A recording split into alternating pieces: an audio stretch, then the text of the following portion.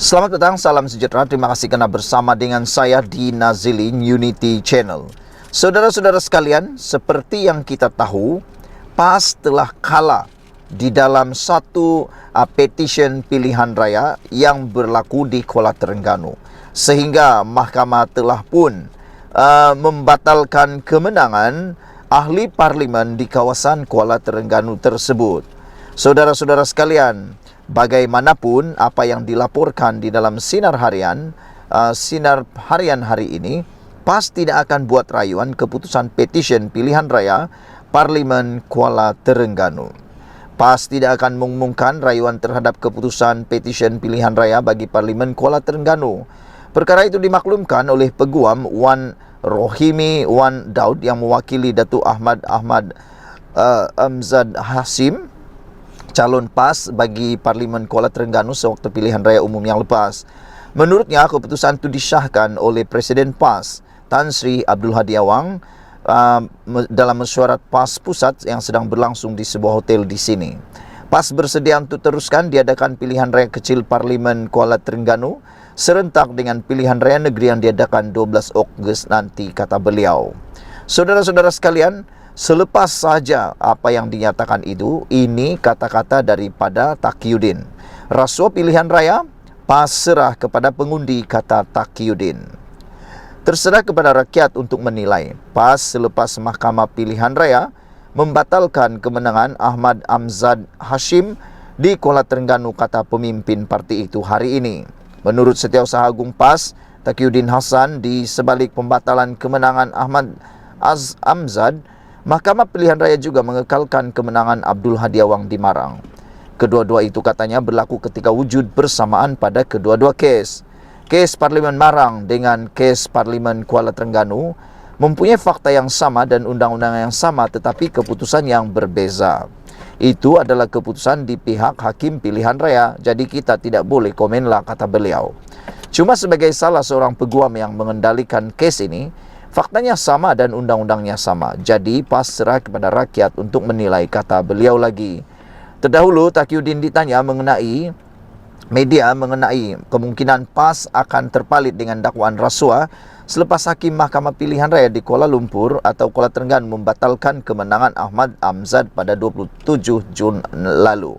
Saudara-saudara sekalian, isu yang kita nak ulas pada petang ini secara sepintas lalu ialah sejauh mana bersihnya PAS selepas hakim ataupun mahkamah mengisytiharkan kemenangan ahli Parlimen Kuala Terengganu dibatalkan kerana disahkan ada unsur rasuah dan sogokan. Makna kata, PAS selama ini yang seakan-akan adalah parti yang bersih, tidak ada rasuah, akhirnya terbukti di mahkamah sehinggakan kes itu menang petitionnya, sehingga keputusan pilihan raya dibatalkan. Makna kata, dengan paling senang di kita kata, memang ada kes rasuah sogokan dalam pilihan raya melibatkan Kuala Terengganu tersebut. Walau bagaimanapun, apapun yang PAS kata, mereka kata biar rakyat yang tentukan, itu cerita lain. Cerita yang kita nak ulas ialah memang ada rasuah sogokan, unsur sogokan, sehingga mahkamah mengambil keputusan bahawa Kuala Terengganu dibatalkan kemenangannya kerana ada unsur rasuah dalam pilihan raya, ada unsur sogokan. Saudara-saudara sekalian, keputusan yang dibuat oleh hakim menerima petition yang difailkan bekas calon BN Muhammad Zubir Embong, dan dia berjaya membuktikan wujud amalan rasuah untuk mempengaruhi pengundi menjelang PRU 15 pada tahun lalu. Bagaimanapun, pada hari yang sama, sebuah lagi Mahkamah Pilihan Raya menolak petition yang dikemukakan untuk membatalkan kemenangan Abdul Hadi Awang. Saudara-saudara sekalian, kata PAS dengan rendah diri yakin terhadap sokongan rakyat akan kekal kepada Perikatan Nasional terutama di Terengganu ini, kata mereka. Saya tak berapa pastilah calonnya akan terus calon yang sama atau ada calon yang baru. Tapi pada pendapat saya, kalau sudah kalah di dalam pilihan raya itu dan terbukti pula ada amalan rasuah, sogokan, maka calonnya juga sepatutnya ditukar kepada orang yang lain. Menang atau tidak, itu cerita lain. Yang pentingnya sekarang ialah rasuah memang sedang terpalit dalam PAS gara-gara mereka kalah dalam petition pilihan raya ini. Sekian dulu untuk kali ini. Jangan lupa tinggalkan komen Anda, tekan butang subscribe. Jom kita tengok bola sepak Sabah lawan Kuching City. Semoga Sabah menang hari ini. Bagi yang menonton channel ini yang ada di Sabah, jangan lupa doakan supaya Sabah menang. Malaysia kita punya, kita jaga sama-sama, cintai Malaysiaku. Bye-bye. Selamat petang, salam sejahtera. Terima kasih karena bersama dengan saya di Nazilin Unity Channel. Saudara-saudara sekalian, semalam isu yang paling hangat ialah apabila Anwar Ibrahim menggambarkan beliau selepas 7 bulan menjadi Perdana Menteri menyelamatkan Felda daripada terus mengalami masalah besar. Dalam pengumuman Anwar Ibrahim semalam dalam sambutan Hari Felda, Anwar Ibrahim telah pun menyampaikan pelbagai insentif yang menarik perhatian para pengundi, khususnya rakyat yang berbangsa Melayu Islam. Saya fikir perkara itu telah mampu menarik perhatian Perikatan Nasional dan telah mengganggu gugat dan seterusnya membuatkan lutut ataupun hati para pemimpin di Perikatan Nasional bergetar dan bergoncang. Ialah kita secara pribadi tak nafikan perkara itu dapat membuatkan mereka goyang, sedikit atau sebanyak pasti goyang. Kerana Felda ialah tempat di mana orang Melayu Islam banyak di sana, ramai di sana. Jadi kalau Anwar Ibrahim berjaya menarik perhatian Melayu Islam dalam perkara ini, pastinya ia akan dapat menarik undi daripada Melayu Islam. Jadi saudara-saudara sekalian, beberapa jam selepas Anwar Ibrahim membuat pendedahan, menyampaikan insentif luar biasa yang telah menyelamatkan Felda, termasuklah menghapuskan hutang 8.2 bilion peneroka Felda. Akhirnya Muhyiddin tampil beri kata-kata yang saya fikir amat menunjukkan apa yang berlaku dalam hati dan juga Perikatan Nasional. Selepas beberapa jam Anwar Ibrahim mengumumkan inisiatif tersebut, Muhyiddin akhirnya tampil mengatakan bahawa tiba-tiba pula Muhyiddin kata Anwar bohong. Bila saya baca berita ini, apabila saya melihat laporan di FMT ini, ada juga di Malaysia Kini dan pelbagai lagi media sosial, apabila saya membaca Anwar bohong tentang pelupusan hutang peneroka Felda, yang menjadi persoalan saya ialah kenapa sebelum ini tidak ada cerita tentang Anwar tipu, Anwar bohong. Tapi lepas Anwar Ibrahim mengatakan atau memberikan inisiatif membantu peneroka Felda, termasuk yang menariknya menambah dan menyelenggara semula lampu jalan, dan yang paling menarik lagi 8.2 bilion hutang peneroka dihapuskan. Apa yang tiba-tiba berlaku tak pernah dikatakan oleh Muhyiddin, tak pernah dinyatakan oleh kerajaan pembangkang sebelum ini, tiba-tiba pula keluar. Anwar bohong tentang pelupusan hutang peneroka Felda, kata Muhyiddin. Sekarang saya nak tanya kepada semua netizen yang menonton channel ini, menonton isi kandungan konten petang ini, agak-agak kita siapa yang sebenarnya tergerak hati, jadi takut pula. Ialah sekarang ni kan PRN dah makin menjelang, pastilah mencari isu yang sesuai dengan kempen. Sebelum ini dilaporkan, Perdana Menteri dilaporkan berkata pentadbiran Muhyiddin Yassin gagal melaksanakan inisiatif melupuskan hutang peneroka Felda. Namun demikian, pengerusi Perikatan Nasional Muhyiddin Yassin menuduh Perdana Menteri Anwar Ibrahim sebagai berbohong mengenai usahanya melupuskan hutang peneroka Felda. Pada majlis sambutan Hari Peneroka Felda di Serdang semalam, Anwar berkata pentadbiran Muhyiddin sebelum ini mengumumkan akan melupuskan RM8.3 bilion pinjaman yang diberikan kepada peneroka Felda. Tetapi langkah itu tidak pernah dilaksanakan, kata Anwar Ibrahim. Di Facebook hari ini Muhyiddin berkata, Anwar menuduh saya tidak melaksanakan pelupusan hutang peneroka Felda, ini satu pembohongan besar, kata Muhyiddin. Jadi biasalah, apabila ada pembohongan berlaku, ada apa dakwaan seperti ini, yang kita tunggu-tunggu ialah tindakan mahkamah. Kalau betul ini adalah satu pembohongan, apa kata Muhyiddin Yassin, jangan takut-takut, bawa hal ini ke mahkamah supaya ianya cepat-cepat dapat diselesaikan dan dapat membersihkan secara otomatik nama baik Perikatan Nasional dan juga Muhyiddin Yassin. Bak kata pepatah, berani kerana benar, takut kerana salah. Kalau memang benar bawa perkara ini ke mahkamah supaya yang berbohong akan diketahui, bukan hanya sekadar menggunakan air liur atau cakap-cakap sahaja. Fakta cakap-cakap saja tak boleh pakai. Fakta atas fakta itulah yang boleh pakai. Namun oleh kerana kekalan aliran tunai Felda, kata Muhyiddin Yassin, kerajaan PHBN tidak dapat melaksanakan pelupusan hutang peneroka secara bertelusan, kata beliau.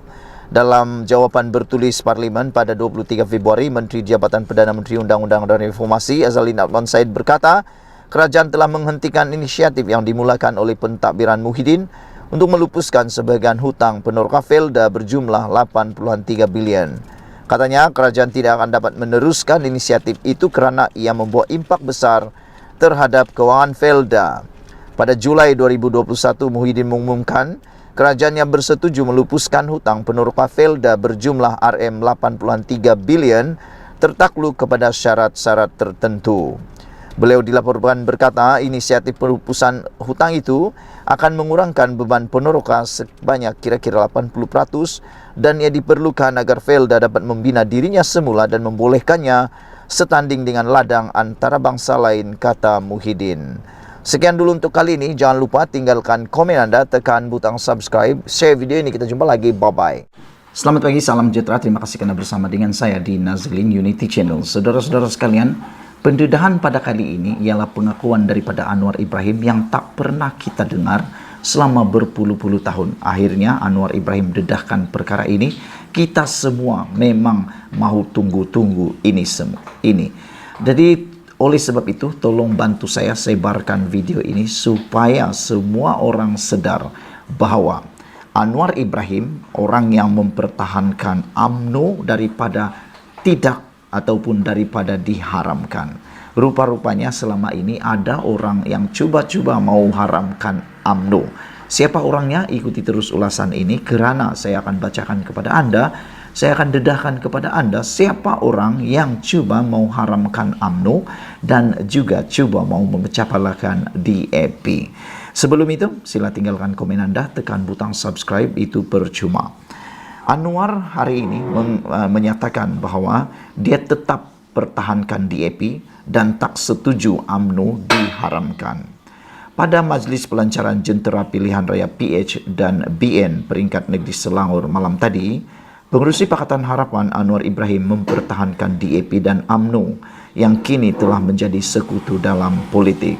Dalam ucapannya, Anwar berkata, meskipun DAP sering menjadi sasaran pembangkang, parti itu tidak pernah membantah segala keputusan kerajaan untuk memberi bantuan kepada orang Melayu dan Islam. Malah, kata Anwar Ibrahim, DAP sentiasa menyokong usaha itu demi kepentingan negara, termasuk usaha terbaru untuk menyelesaikan hutang peneroka Felda serta peruntukan untuk agama Islam, kata Datuk Seri Anwar Ibrahim. Jadi, celah manakah DAP anti kepada Islam? Ini menjadi persoalan kita. Walhal DAP tidak pernah menentang tentang usaha Anwar Ibrahim membantu Felda, khususnya orang-orang Melayu Islam. Selain daripada itu, usaha Anwar Ibrahim memberikan peruntukan yang sangat besar untuk orang Melayu Islam juga tidak pernah dibantah oleh DAP. Malah, kata Anwar Ibrahim, DAP sentiasa menyokong usaha itu demi kepentingan negara, termasuk usaha terbaru untuk menyelesaikan hutang peneroka Felda serta peruntukan untuk agama Islam. Tak habis mentera mereka, kata DAP. Temberang sana-sini, kita tambah peruntukan untuk Islam. Tiada bantahan pun, malah DAP beri kerjasama, kata Anwar Ibrahim. Malah, ketika saya bentang dalam kabinet, Presiden UMNO Dr. Ahmad Zahid Hamidi memang setuju.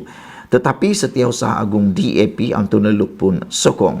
Katanya ketika berucap dalam program Jelajah Perpaduan Madani. Kini mereka marah akaun parti disita. Dalam pada itu Anwar berkata, dia juga tidak bersetuju dengan tindakan kepimpinan Kerajaan Perikatan Nasional PN sebelum ini yang didakwa berusaha untuk mengharamkan UMNO. Oh, rupa-rupanya ini yang saya kata tadi, ada pihak yang cuba mahu mengharamkan UMNO. Siapa orangnya? Anwar Ibrahim telah pun dedahkan. Orang yang cuba mahu mengharamkan UMNO, berusaha mau mengharamkan UMNO itu ialah menurut Anwar Ibrahim, dia juga tidak bersetuju dengan tindakan kepimpinan Kerajaan Perikatan Nasional PN sebelum ini yang didakwa berusaha untuk mengharamkan UMNO. Masa berkuasa sita akaun UMNO, tetapi kini marah akaun mereka disita, kata Anwar Ibrahim. Tetapi ada orang UMNO suka sangat dengan mereka, katanya dipercayai merujuk kepada Parti Bersatu. Pada Desember tahun lalu, Presiden UMNO Dr. Ahmad Zain Abidin mendakwa terdapat usaha untuk mengharamkan parti itu pada PRU ke-14. Bagaimanapun Ahmad Zain mendedahkan cubaan itu tidak menjadi kenyataan apabila ia diselamatkan oleh seseorang tanpa menamakan individu terbabit.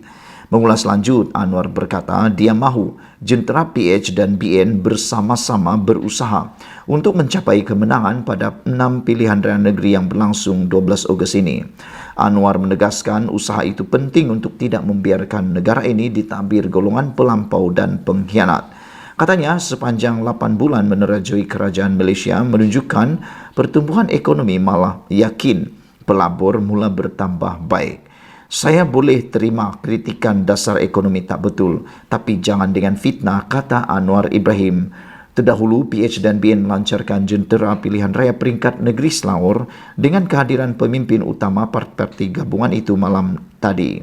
Pelancaran jentera perpaduan yang berlangsung di Taman Niaga Bandar Baru Bangi itu turut dihadiri Timbalan Perdana Menteri dan Menteri Besar Sementara Selangor serta pengerusi UMNO Selangor.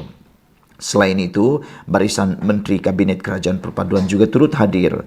Majlis Terbabit juga menyaksikan kehadiran ribuan penyokong kedua-dua parti itu.